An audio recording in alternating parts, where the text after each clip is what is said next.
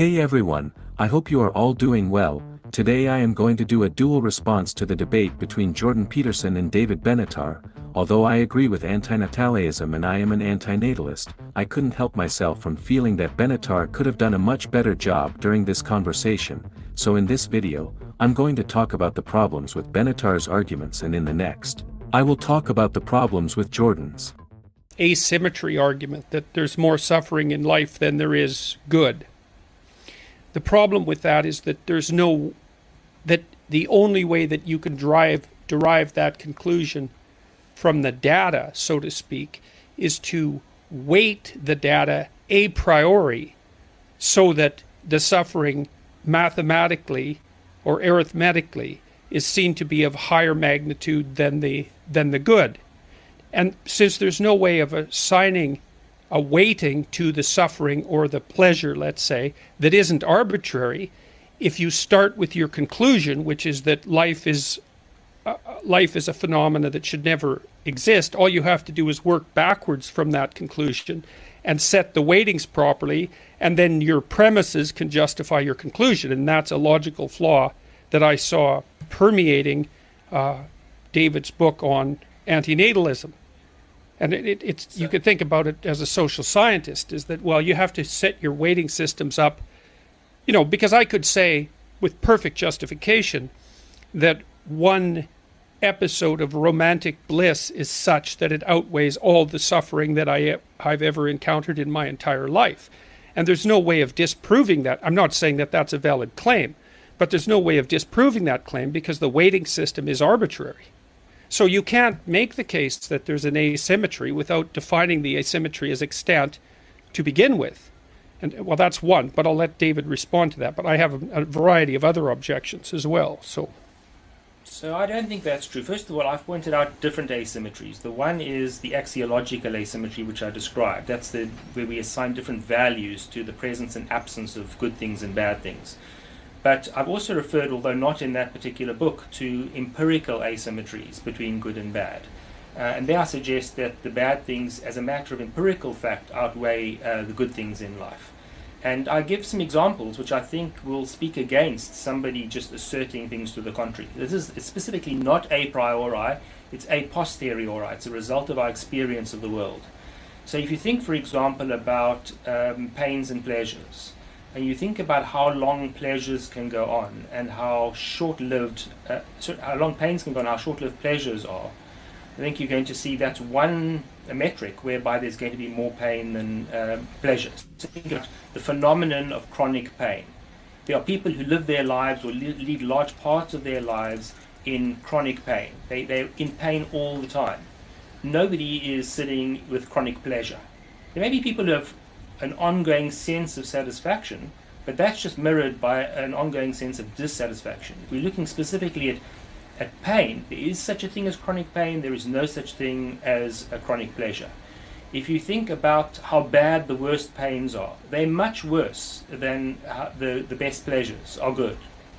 And we can test this with people. It may not be ethical to do so, but we could test it. We could offer people exchanges. We could say, we will give you 5 minutes or 10 minutes of the most sublime pleasure if you're willing to endure 2 or 3 minutes of the worst pains possible. That's not a deal that I think most rational people are going to take. Although I think that Benatar's ideas are correct and Jordan's ideas are largely incorrect, I think that Benatar's response to Jordan's point is bad for a few reasons. The first being that the example that Benatar gave would be a prime example of begging the question, along with coming to an illogical conclusion from the beginning of the question. If you are unaware of what begging the question is, here is a video to explain. Begging the question. Contrary to popular usage, begging the question is a technical term that is often misapplied. In logic, begging the question is assuming the conclusion you're trying to prove. It's a type of circular reasoning, first identified and written about by Aristotle way back in the 4th century BC. For instance, the Da Vinci Code is a true story. How do you know? Because it says it's true at the start. What you've done there is you've assumed that everything in it is true in order to prove that it is true. You've actually appealed to the very thing in question, namely the truth of what's written in the book, as proof of itself. You've gone in a circle. Here Benatar is trying to prove that taking the deal would be the most rational outcome because the people who would take the deal are in themselves rational, and why are these people rational? Well, it's because they took the deal. This circular reasoning doesn't get us anywhere, and I'm surprised Jordan didn't comment on it. The second problem with Benatar's example here is that this isn't how studies work. Just because a more extensive set of people choose one option doesn't mean that the set that chose the more common option is any smarter or any less intelligent than the other group. All it would mean is that for some reason one option was more desirable than the other. The third problem I have here is with the abstract nature of the example given. None of us can ever experience the worst pain possible, or the most sublime pleasure, so how would we be able to pick one over the other? We have ideas of pain and pleasure, yes, but this would be like comparing riding a bike to riding a monster truck. Not to mention that when the pain levels get too high, people will simply pass out or die from shock. Either way, it's not obvious how much of this pain you would even be experiencing. The last problem I have with this point ties into the third problem. I could see a fairly large amount of people saying that they would endure the pain in order to get to the pleasure. There are entire ideologies dedicated to going through pain in order to get pleasure. There are stories of monks such as Dazu Haik who chopped off his own arm in order to be taught a certain faction of Buddhism. Or think even about all of the cults formed that are based, at least in part, on self-mutilation and self-harm. It has been shown countless times throughout human history that people are able to go through extraordinary pain for, often lesser, forms of pleasure. Again, this doesn't mean I'm no longer an anti-natalist or anything, it just means that I think Benatar didn't use a very good argument in order to get his point across. If you think about how quickly people can become injured and how slow recovery is if people recover at all. If you look at how long it takes to acquire knowledge and how quickly it can be lost, let's say by a blow to the head or by a stroke or some other calamity of that kind. If you look at all these sorts of things, I think you can't resist the conclusion a posteriori that the bad things in life outweigh the good things. There seems to be little reason here to engage with the idea of pain and suffering a posteriori. I don't see why Benatar doesn't just stick with the a priori argument relating to desire and lack thereof which he mentions in his book. It seems that this reasoning should be more than sufficient in order to prove his point. If you are unaware of what argument I am talking of here, to put it simply, happiness is the lack of desire, pain is a desire in excess, that which is never born desires nothing, therefore it does not suffer, whereas all living things always desire something, therefore they are always in a form of suffering. And I said how difficult it is to acquire knowledge. It's an arduous process, but you can lose things very rapidly and effortlessly. So there's an example that does not boil down to pleasure and pain. It's about the good things and the bad things in life, but it shows how there's going to be more bad All than right, good. two things about that. I would say Again, Benatar is making this argument much more difficult for himself than it has to be. Firstly, the idea that knowledge is good simply isn't true whatsoever. Think about the recollection of traumatic events, or people who have PTSD. For them that form of knowledge is a resounding net negative on them and their lifestyle. To even use a less extreme example, let's say someone who is prone to negative emotion sees a video of a plane crash, and then from this footage comes to the conclusion that they no longer want to go on planes, or that if they did go on planes they would have severe bouts of negative emotion throughout the flight. Would the attainment of the knowledge of a plane crash really be classified as good? This point is so evident that it has become a colloquialism. The phrase, "what you don't know can't hurt you," exemplifies that knowledge, even in common parlance, can be harmful and pain-inducing. The second issue I have here is more of a question than a real issue, that question being, is false knowledge still knowledge? This point might come across as a bit irrelevant, but when we are talking about a situation as serious as passive extinction, I think it is important to make these points known. It can be said that the vast amount of knowledge that we have had throughout human history has been false, but we simply didn't know it at the time. Think for example of the geocentrism view of the universe, or the view that the Earth was at the center of the universe. Would such knowledge be good or bad to have? And if it is bad to hold such knowledge, then how can we say for certain that our current conceptions of the world are correct and will not change with time? To put it simply, we cannot. My last issue with what Benatar is saying here is that the benefit of knowledge and wisdom is a highly contested topic within philosophy. Think of Desiderius Erasmus' work, In Praise of Folly, where he talks in detail about the negatives of wisdom, and the many advantages of folly, or ignorance.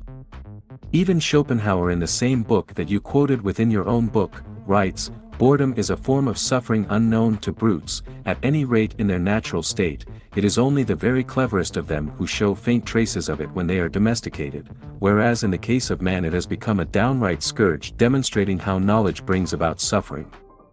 This is not to say that David Benatar's point is entirely wrong. However, for example, dopamine, a neurochemical released by our body that helps us experience enjoyment and happiness, has an ancillary benefit: it activates the learning centers of the brain, allowing our brains to become intellectual sponges. Benatar's point here is neither correct nor incorrect. However, the obvious nature by which he brings up the point, makes the point, all in all, mute. Well, Why is it bad in your scheme?